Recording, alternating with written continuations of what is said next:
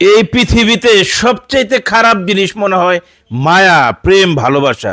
এই যে স্বামী নিজের এই মহিলার আপন বোনের মেয়েকে সে আকাম করছে, বুঝেনি তো, এই জিনিসটা ভাইরাল। তারপরেও স্বামীর গলা ছাড়লো না, স্বামীরে ছাড়লো না, কেউরে মারতে দিল না।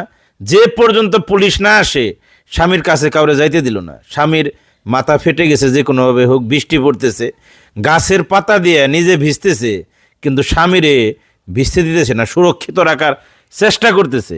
বারবার এই বিষয়টা আমি উপলব্ধি করতেছি দূর থেকে, যে এমনটাও হয় অনেক ক্ষেত্রে। অনেক মহিলা হইলে হয়তো এতক্ষণ নিজের স্বামীরই একটা কিছু কইরা ফেলাইতো ভাই, কিন্তু এত কিছুর পরেও স্বীকার করতেছে স্বামীর ভালো না, স্বামীর চরিত্র ভালো না, স্বামী খারাপ, স্বামী সব স্বামীর আকাম কুকাম এই মহিলা স্বীকার করতেছে।